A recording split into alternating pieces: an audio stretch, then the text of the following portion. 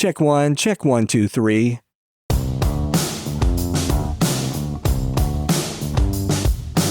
Hey everybody, it's Michael Helms, also known as Michael the Sound Guy, and this is the Location Sound Podcast. You know, each episode we talk with location sound mixers, boom ops, and other industry pros about the various aspects of recording sound on location, whether it's for feature and independent films, TV commercials, interviews, any time where dialogue from actors is recorded. I started my career in the recording studios in New York City with some of the big artists back in the day, and later on projects for networks like HBO, Sci-Fi Channel, and the Cartoon Network. As time went by, I got out of the studio and began working in production sound. Whether you're a seasoned veteran or just starting out, thanks for joining us.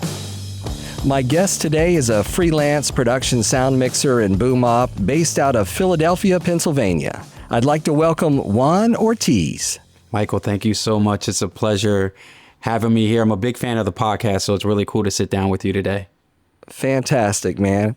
Let's talk about how has this year been for you as a production sound mixer? For me personally, this year has been a little tricky because I sustained an injury, and everyone talks about taking care of your health and making sure you're on top of everything.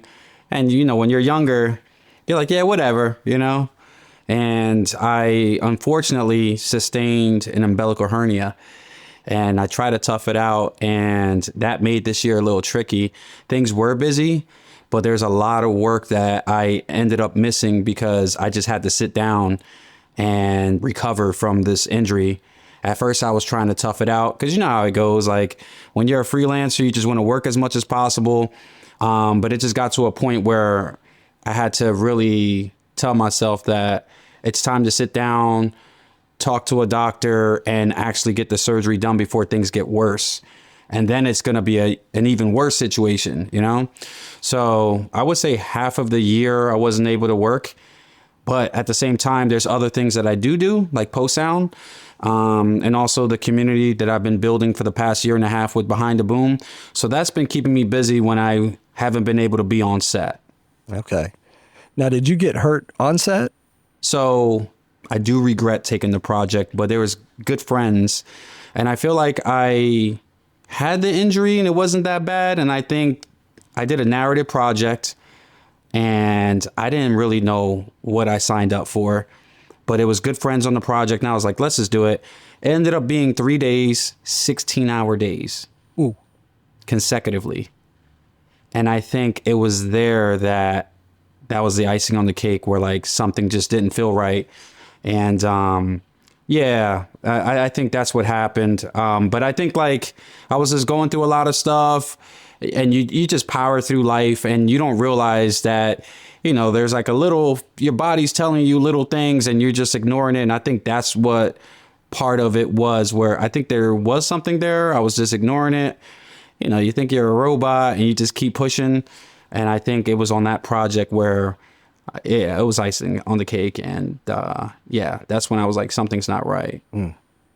Well, you had the surgery and then you had some recovery time. How are you feeling these days? I'm not 100% yet, but I am much better. I would say 90%.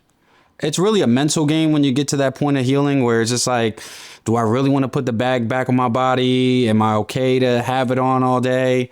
And you just dip your feet in the water and see what you can handle.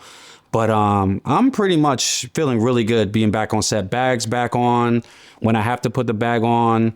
So what helped me a lot was at a point in time, I was just getting the itch to get back on set. And there's a product that I bought called the Boom Buddy.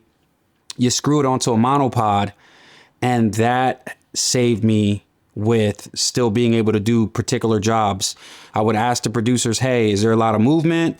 And a lot of the projects that I was taking on was just either interviews where you could just throw the boom on a C-stand, or just a bunch of static shots where I was able to just plant the boom and use the Boom Buddy. And it just took everything off of me that would have aggravated my injury more. And that's how I was able to get back on set a little quicker with the Boom Buddy. So that was a lifesaver. Okay. All right. Yeah, no, that's a That's a good idea for anybody because I know sometimes, yeah, especially now, I feel like sometimes they just roll. It's like, just keep it going, and you're like, you're cramping up over there, man. Absolutely. I have a client that I work with. Is two viral comedian guys. They're amazing. So hilarious. And they improvise a lot. So takes can be anywhere from 10, 15. Next thing you know, I'm looking at the mixer and it's like, this is a 20-minute take. And that's been so helpful for me because, people reach out on the Behind the Boom page and some people will criticize and say, why are you using the Boom Buddy? Why can't you just hold it by hand? And then I would explain, hey, I'm recovering from an injury and I just don't want to aggravate the recovery process or anything of that nature. And then they're kind of like, oh, but this is actually a really good idea. Because I mentioned, I'm like, I understand, people are in great shape and stuff like that. But if you can minimize the wear and tear in your body, why not? And for something like that, when you're holding the boom, I only recommend it when things are not moving. Like if it's a stationary shop, it's amazing. But why not, work smarter and not harder? Exactly. Yeah. Jumping around and, when you've got to be agile and you're in and out and stuff, that's one thing. But yeah, whenever I can get it on a C-stand for interviews and things like that, I see people holding it for interviews sometimes. And it's like, don't do that. Yeah, I see it a lot too. And I mentioned that as well. Like, what's the reason behind it? And some people are just like, you never know, they might move, or I get it. But, mic placements is very important. And if you could just get that placement down where you can anticipate that as well, you should be good to go. Absolutely. Well, let's talk about what's in your audio bag. Kind of give us an overview of all your gear. Sure. So as far as the mixer, I've always been a sound devices guy. So it goes as far back as when I first started dipping into sound, I would rent gear. And if I'm not mistaken, the 744T, I used to rent that. I fell in love with it. And I told myself as I, graduate and start getting more into sound, I eventually that was the goal, to buy a high-end mixer. So I bought the Mix Pre 3, graduated to the 6, graduated to the 10, and then got to the 833. And then I used my 10 Mark II as a backup. As far as booms, I'm a big Sheps guy. So CMC 641 for my interiors. Exteriors is the CMET 5. And then, you always need backups. And you can't go wrong with the tanks, I call them. They're bulletproof. The 50, the MKH 50. It's another incredible interior mic. And then I just pair it with the 416. So that's pretty much it with the booms. And as far as wires, DPAs are my favorites. They just sound so good. And then I also use the Sanken Cos 11s, of course. It's just good to have, options, because there's always, as a sound mixer, there's always challenges, and you just got to be ready. And then like once in a while, you'll have like a challenge with wardrobe where you just got to get the mic in a certain place to make it sound good. And that's where the B6s come in. I don't use them too often, but they will save you when you're just dealing with issues with wardrobe and you just got to get that mic placement just right, but still be able to hide the wire. And those things can be lifesavers for sure.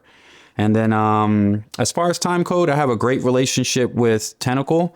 They are great people, so they send me stuff. But before I established that relationship, I just fell in love with their whole ecosystem. It's bulletproof, very easy to use. And it just got to the point where once I established a relationship, they sent me their time bar slate. And I fell in love with it. And I just love how it's so easy to sync everything. Everything reads with each other. There's times where things can get challenging, where you may have frequency issues and the trackies are so good. You just throw the trackie as a backup or a safety, and all of that stuff gets synced on an app and you're good to go. Once in a while, I'll get a request for the JB1. So I have some of those in the bag as well, just in case, but it's predominantly Tentacle. Oh, for hops, you use the trusty Sennheisers, and that's about it. Antennas, I use the Betsos, but that's pretty much the main stuff that I use out the bag. Okay. What brand transmitters and receivers do you normally use? Oh, I'm so sorry. I totally forgot about that. I am still on the A10s. They have been treating me so good. They're tanks. They're built really well. And back then when they did the firmware and improved the, some people were just having RF issues in the beginning. But once that firmware happened a while ago, they've been great. So, as they say, if it's not broke, why fix it? Nice. Now, that doesn't have any of the Bluetooth control? You can control the transmitter via app, but it's not great. I'll be honest with you. And I think it's because the way it's built, the body is just a signal. You don't get a strong signal. So I really don't rely on that.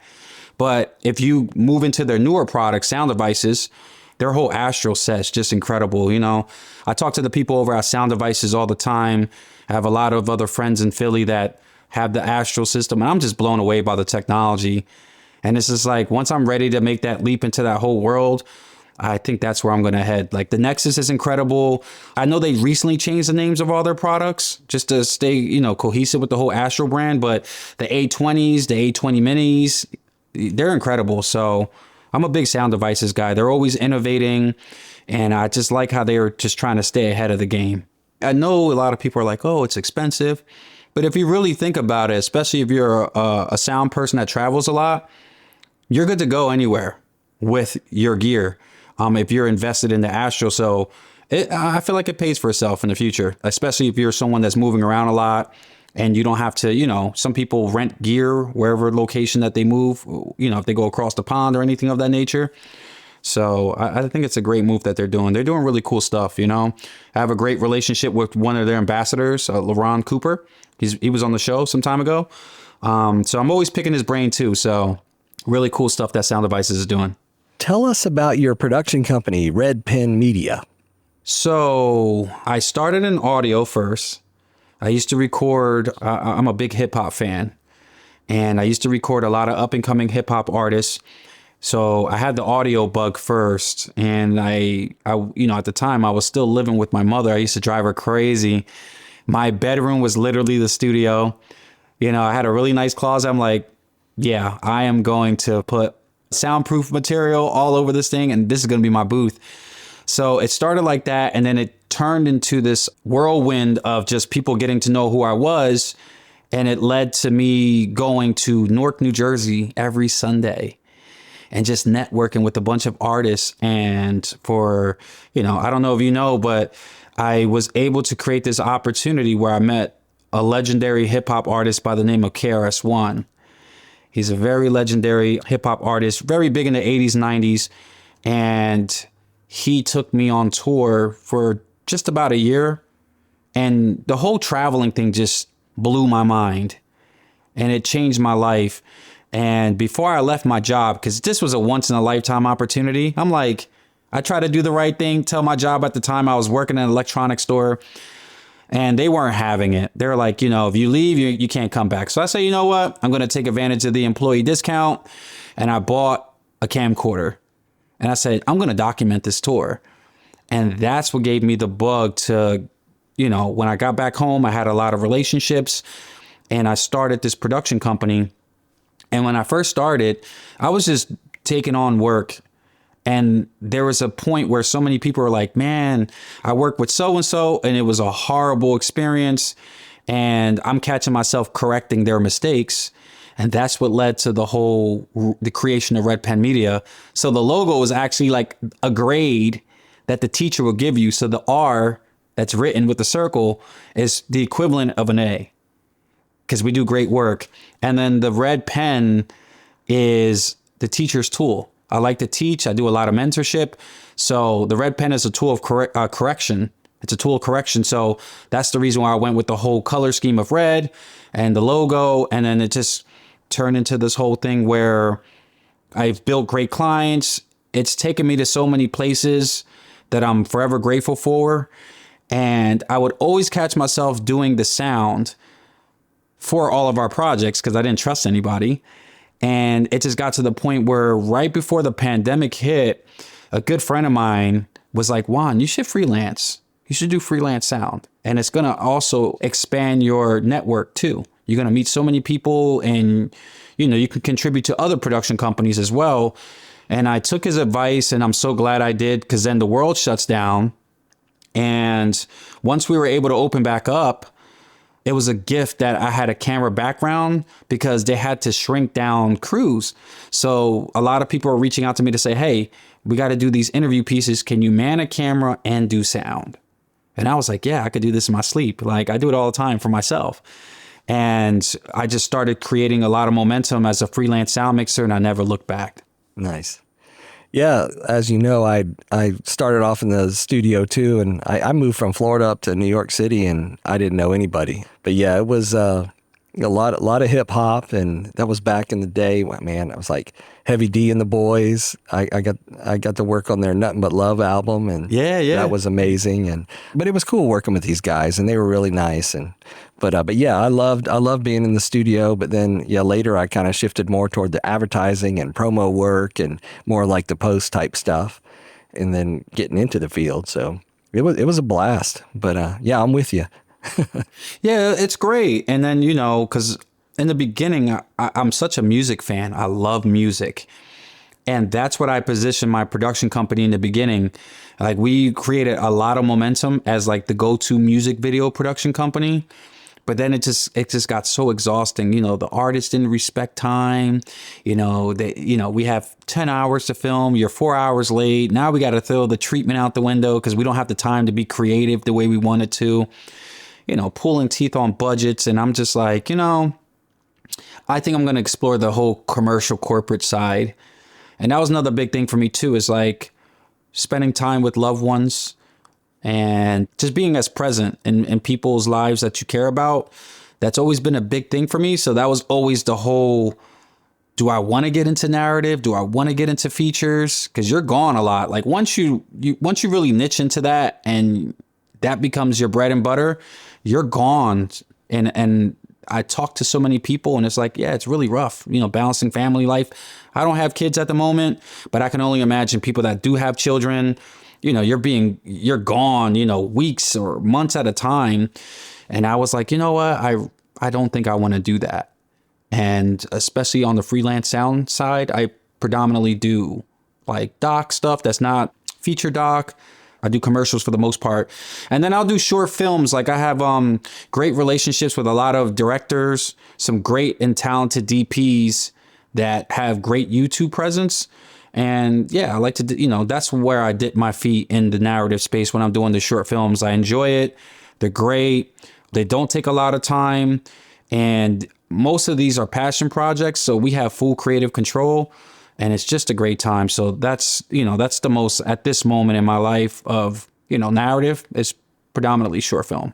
Well, yeah, let's talk about some of the projects you've worked on. You did something with a True Classic Office commercial? Yes, that project was an incredible project because True Classic, they're huge. I can't even call them a t-shirt company anymore. That's what they started. They started as a t-shirt company. Now they sell everything. Full all out clothing, jackets, you name it. But these two comedian gentlemen by the name of Greg and Nate, these guys are hilarious. I met them with a good friend of mine. He's an incredible DP. His name is Giancarlo Stigliano. And they just needed people that can get scrappy and create these funny ads with a small budget. So it started as me being sound and my friend being the DP, camera, lighting. And we started creating these funny ads with minimal resources. They started catching steam. And True Classic was like, we want to invest more into the project. That office project was our first bigger budget project. And it ended up just going viral. It won like some YouTube comedy award. And it actually changed the trajectory of that company. And the CEO was on a podcast talking about how powerful that commercial was. And the funny part about that is over 60 million views. Incredible project. Like that's like a keystone project to say, hey, this is what happens when you bring the dream team in and you do things right. And it translates into what every brand would want for a commercial to change the trajectory of their business. But with me, I was beating myself up because, of course, I don't want to criticize all production companies, but I feel like they think about sound last. So when you do the scouts, nothing against the guys. I love them. They're like family. But I walk in day of and man, the HVAC is loud. The acoustics in the room was terrible. And I'm like, I just got to make this happen. And then there's hard surfaces everywhere. They wanted to show the table. So usually I have like these carpet mats that I like to put down. And I couldn't do any of that. And I also did the post on the project. And I was just beating myself up because in my head, I'm like, I know this can sound better. But sometimes, as you know, you can't control those things and you just got to make the best of it. And I'm like, of course, the project that gets 60 million plus views is the one with all those challenges. But it still sounds really good. You know, we beat ourselves up. But that's I guess the fun and not fun part about being, you know, a sound person is there's always some type of fire that you're going to put out. There's always some type of challenge. And I think that's the most fulfilling thing as well, is just like, knowing that every project, every day, when you step on set, it's something different. It's never boring. And with those two particular guys, I think the biggest challenge is holding your laugh in while holding the boom, because those guys are hilarious. And I have a great relationship with them, and we do a lot of really cool stuff.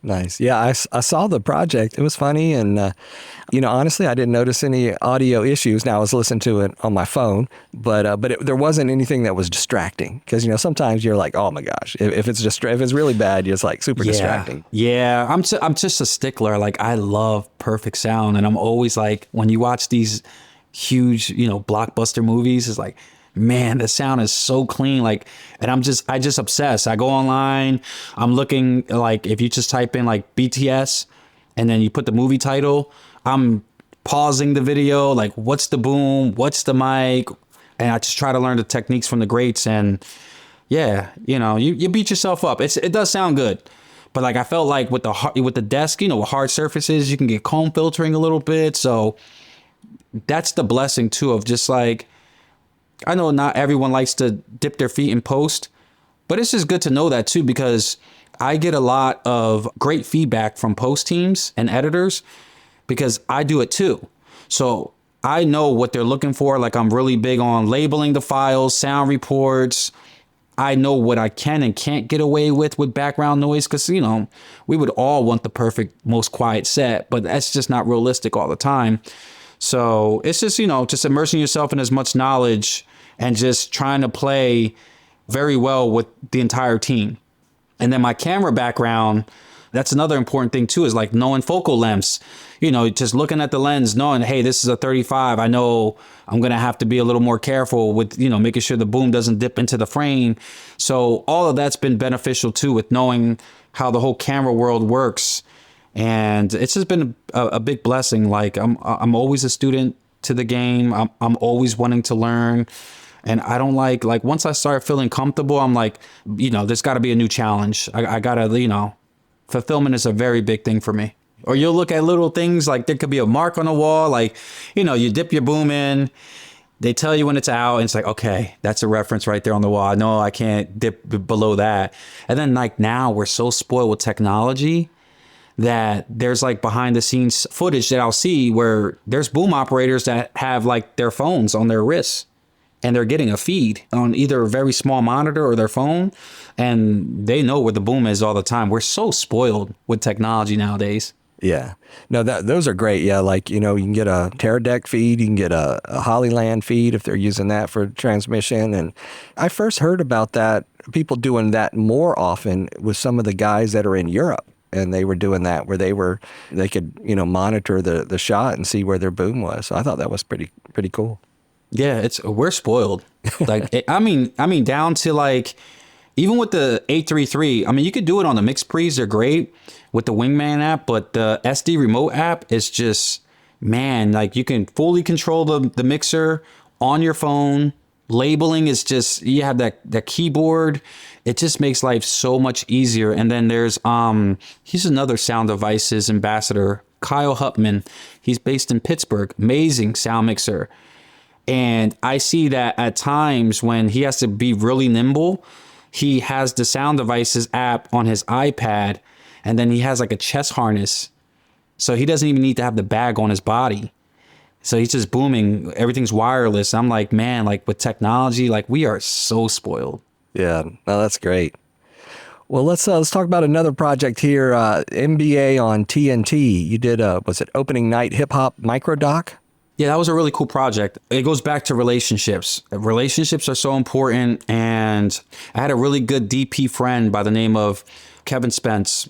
He reached out to me. He says, we have this really cool project, and one portion of this doc is with Jazzy Jeff, DJ Jazzy Jeff. I'm like, what? I'm like, he's a legend. Count me in. And I don't even know what the whole premise of the project is. I'm just like, count me in. You're a good friend. Let's do it. Come to find out, it's for the opening night for NBA on TNT. And that project was really cool. It was about pretty much like how hip hop and sports, how they just intertwine and work very well together. And it ended up winning a sports Emmy. So that was a really cool surprise. And, you know, I think the whole TNT team, and, you know, you never know. You never know what projects will become, but it was a really cool and interesting project to hear about Jazzy Jeff's, you know, interest in sports and how hip hop has a huge influence. And, you know, as we know, athletes want to be rappers, rappers want to be athletes. So it was really cool. And he's just an amazing turntablist. So, you know, there's some B-roll segments where they didn't need sound. So just me being a fly on the wall, just watching this man at work, it was a great time. It was a beautiful project. And yeah, when it wins awards, when you're part of an award-winning project, that's a nice bonus. Yeah. Yeah, I remember being in the studio for the first time watching these guys, you know, scratch, and I had never seen it up close. And it was just amazing watching these guys control the album and stopping it and letting it slide and breaking the words up. Yeah, just knowing the tempo in your head. Yeah. It's insane. Like knowing how to blend the next song. Yeah. That it's an art, and I really respect it. Yeah, I've met some when I was on tour. Like, I think that taught me self-control, because like I work with a lot of celebrities as well, and you can't be a fan. You know, at the end of the day, these celebrities are so exhausted from all the fans that when you finally treat them like humans, you get so much more access and respect. And that's what the tour taught me when I was young, because I was on tour. This was, I think Barack was just inaugurated. So that was 2008. And I met everybody I ever wanted to meet in hip hop. But you have to learn how to control yourself. Like you can't be a fanboy, ask for a picture right away. Like you just got to read the room. And it's funny how those type of experiences will prepare you for other things in the future. So, you know, Philly is a big sports. The fans, they're huge in their sports and love for the Sixers and the Eagles. And I recently did a project for NBA 2K, and Tyrese Maxey of the Sixers and Devonta Smith from the Eagles. And yeah, people just go crazy. And it's just like, you know, just being chill. How's it going? But then also deep inside, you know, you only get one shot. And when you're dealing with celebrities, it's very high pressure, because it's like, there's no room for error. I can't mess this up, and we got to get it right. And that's, you know, that's the big thing where I tell a lot of up and coming creatives, especially people in sound, just practice. When you're bored, practice your mounts and just be ready, because you're always met with some type of challenge that, you know, it's not thought about, and then it's on you to find an answer right then and there in that moment in less than 2 minutes, you know, because you don't want, you know, we always have that little war of like camera waiting on sound, but then it's okay for sound to wait on camera, you know that. I hate that so much. It's like, no. Yeah, I try my best not to. When I can find out who's getting mic'd up first, man, I'm getting taken care of, and people come out and they're like, yeah, we need to get a mic on her or him. And I'm like, already done. And they're like, oh, okay. Yeah, it's so important. And just knowing how to approach people, make people comfortable, especially when you're putting wires on. It's so important. And I tell people all the time, just be ready. Have your rigs ready. And I don't know about you, but Viviana, they make incredible accessories. And they have this one accessory in particular, the Moleskin Extreme. That thing is game changing. So it's pretty much a moleskin, but it has a wire band inside of it, so you could bend it. So like if you're dealing with rustling or you need some more air on that wire, you could just bend it, and it just works wonders. And it's just like having the right tools. Like I'm obsessed with that too. I have so many foamies, I have so many stickies.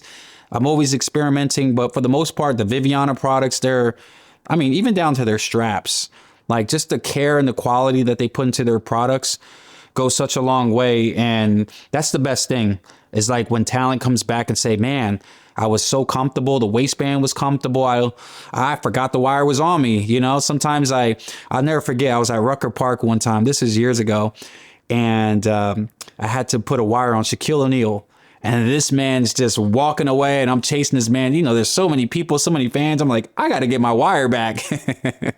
So it's always a great thing. You got to make the experience great for the talent as well. And I feel like that's what helps keep my phone ringing.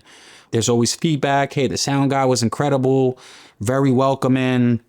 And then, of course, when the sound sounds great, it's all about, I feel like you don't have to be the best at what you do, but if you're very personable and people can be around you and it's pleasant, that's half the battle. But I mean, still practice, be the best that you can be, of course. But when you have that dynamic of providing great service and being a great person, it just keeps the phone ringing and you just can't lose, you know? Yeah, for sure. Now, did you have any mentors along the way that kind of helped you out in the beginning? That was the tricky part. And if I had to redo, like if I had to go back in time and redo, I think I would have been more aggressive with finding mentorship. I just felt like as far as camera stuff, yes, I had mentors and people that helped me. But on the sound side, when I wanted to really get into being a freelance and just learning things, I just went on YouTube. And there was so much information on the internet. But then it got to a point where once you hit like intermediate knowledge, it just stopped from there. And that's when I was like, I got to find people. So during the pandemic, you know, when we were all home, there was an app called Clubhouse. And it was like an audio only chat room. And that's where, you know, I met so many amazing sound mixers from all over the world. And we built this relationship where anytime I have a question, I can either DM them or ring their phone and they're there for me.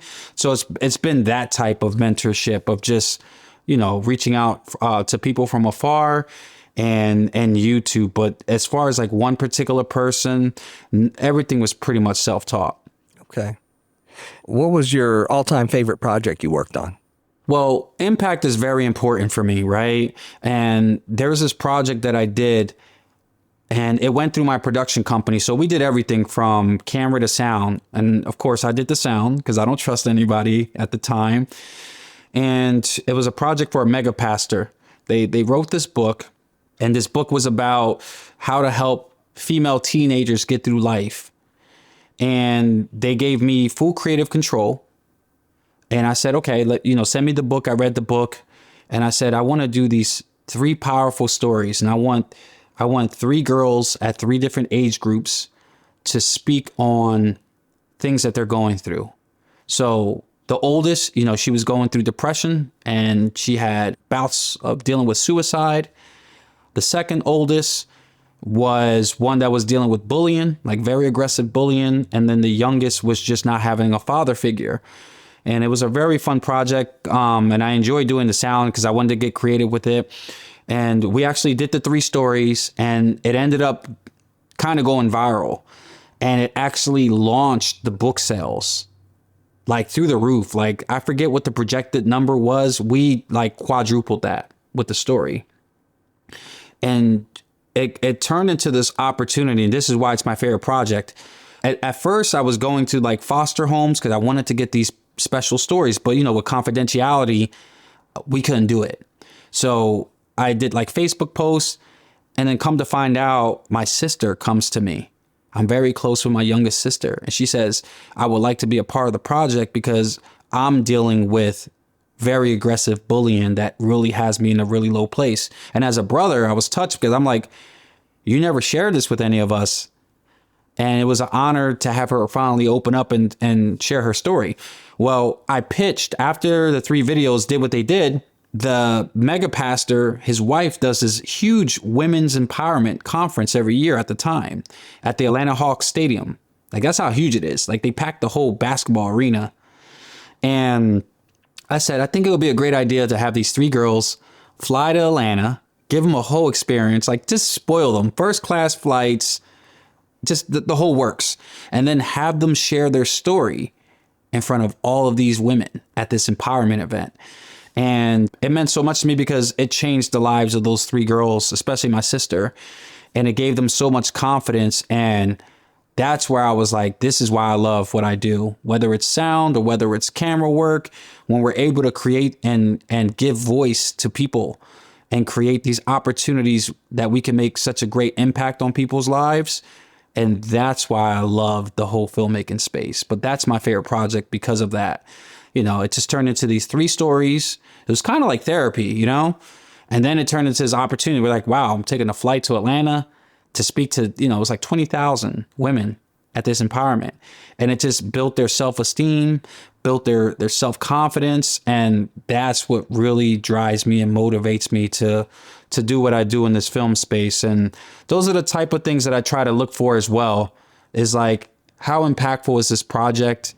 And it's those type of projects that I look for the most. Yeah, you know, when you get to work on those projects that are really special and it could potentially change somebody's life, that's awesome. Yeah, I love it. It's such a great feeling.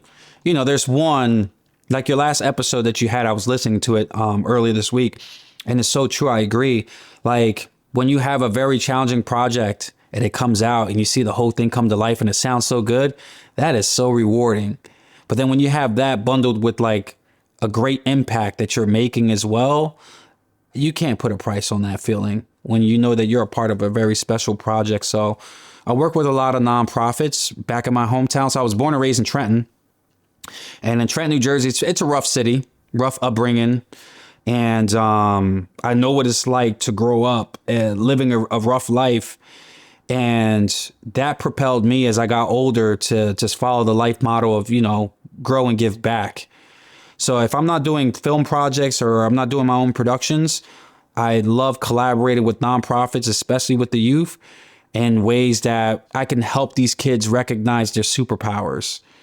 Because, you know, in a place like Trenton, there's not a lot of resources. There's not a lot of budgets. These kids have nothing to do. They get in trouble. And that's my other happy place, is just, you know, working with these nonprofits, working with these kids. And we do workshops. You know, that was another very impactful project that I did. We did this beautiful workshop for these kids, and that's all they want, man. They just want some attention and to know that someone believes in them. And it's that. You know, it's something as simple as just getting a microphone, getting a camera, and let's roll the camera. Let's tell these stories, or let's do really cool ideas and just let these kids believe that, and being that example as well. Like, hey, I'm successful. I'm doing what I love doing, and you can too, you know? Man, you're inspiring, dude.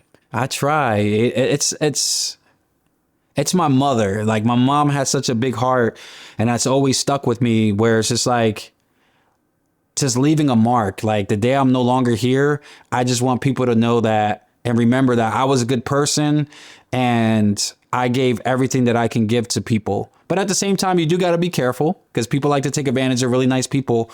But it just makes the world an easier place when you could just be a nice person, when people can reciprocate love. And that's another thing that's been great in the Philly space, in the Philly community, is I have great relationships with some amazing filmmakers, sound people, camera people, you name it. And at times we work so much that they're like our extended family. And it's such an important thing where, you know, we're there for each other on set, but we're also there for each other outside of set. If someone's going through something, I'm here. I could be an ear. And my big thing, I feel like with my longevity, I've been doing this. I've been in film full time for myself for 15 years. And I feel like the thing that keeps me going is just giving back. So I'm always keeping my ears and my eyes on, you know, the young talent, the people that are working hard, that are fresh out of school, that really take this serious. And that's when I step in and say, hey, if you need a sound person, I would love to offer my services and help you and make sure you have great sound. And I don't even want $1. And I just do that because I believe in these people. And it always translates and benefits you in the long run when you give from the kindness of your heart, because it's those same people that when they finally get their footing in those budgets, they don't forget that. And they're ringing my phone saying, hey, it would be an honor to pay your full rate on my first big budget project. And that always brings a smile to my face. You know, that when you take care of good people, they take care of you. Very nice. Well, I mean, if you could share some advice with sound people that are kind of just getting started, what would you say? I think the biggest thing is do not be scared to ask questions. If you don't know something, please ask questions, because the worst thing you can do is act like you know and mess it up, especially if you're on a project. And the second thing is just practice. Practicing is so important. Understand the patterns of the tools that you have. For me, like when I was starting, wires, just hiding wires, making sure that you're not getting rustling, like, dealing with different scenarios, just practice as much as possible. Put on the start shirt and just practice with, what mounts work best. So when you're ready for the opportunity, I tell people all the time, success is when preparedness meets opportunity. So if you're prepared for the opportunity, you can't lose. And that's why I tell people all the time, on your downtime, just, experiment, practice. And then also, I know here in Philly, there's a lot of great networking groups. Make sure you're out there meeting people, shaking hands, and just building relationships. I feel like that's also another very, very important thing, is to build relationships and let people know that you exist. All right. Well, are there any final projects you wanted to talk about that maybe we missed? I mean, the cool stuff, it's not out yet. I think one is on broadcast. It's only on television broadcast. It's not on social yet. But I have such a great relationship with the two comedian guys that I was telling you about. And we've done some really cool holiday projects that I really can't talk about. But when they come out, that's what I'm very excited about. It's the thing that I can say, it's for chocolate candy. And they're such fun projects. They're such fun projects, and they're so clever. And I'm excited about those. Those are like the most recent projects that I worked on that we just finished. So I'm looking forward to those. And yeah, I can't wait till they come out, because they're hilarious. Like I have a really good time doing those type of projects, because it just feels good to be around, good energy and funny energy. Our jobs could be so serious a lot of the times. So it's really rare that you can be on a project where it's okay to laugh and let loose a little bit. Because I tell people all the time, I think there's a very important balance of having fun and getting it done.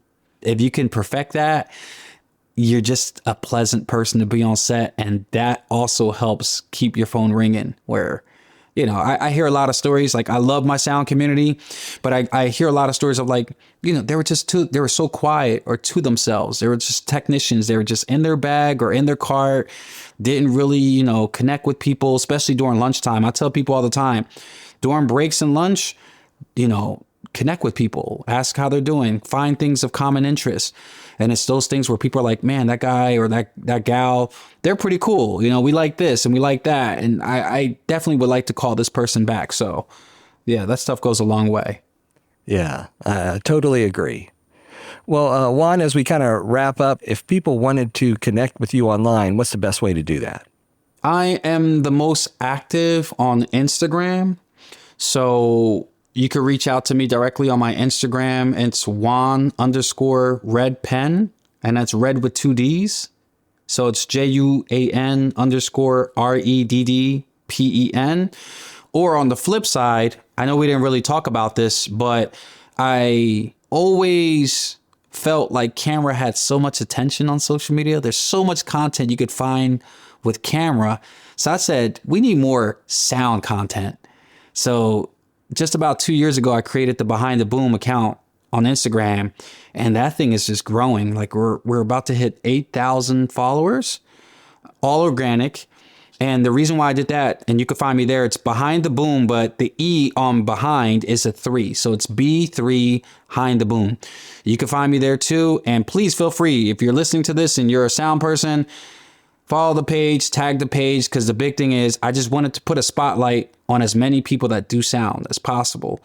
And that's just created such an incredible community, to the point where I've been able to build value with these manufacturers and these brands for me to be able to do giveaways. And I think that's the best feeling, where we do these really cool giveaways. And the winner's like, you don't understand how bad I needed this. Like we gave away tentacle sink boxes, last time. They're like, you don't understand how bad I needed this. I just didn't have the funds. So it's really cool to do that kind of stuff. So Juan_redpen or Behind the Boom, please make sure you tag your content, because I'm all about sharing and just putting a spotlight on anyone that does anything sound related on that particular page. So feel free to reach out. Yeah, I follow that as well. So cool. Well, man, I want to say thanks, for taking time to share your audio journey and what you're doing out there and giving back to the community. So this has been awesome. But I want to say thanks to Juan Ortiz for being on the podcast. Thank you so much, Michael. I appreciate it. I'd like to say thanks to everyone for listening. If you have questions, send an email to locationsoundpodcast@gmail.com. The Location Sound Podcast is part of the Audio Podcast Alliance, featuring a hand-picked selection of the very best podcasts about sound. Be sure to hear the latest episodes from our friends in the community at audiopodcast.org.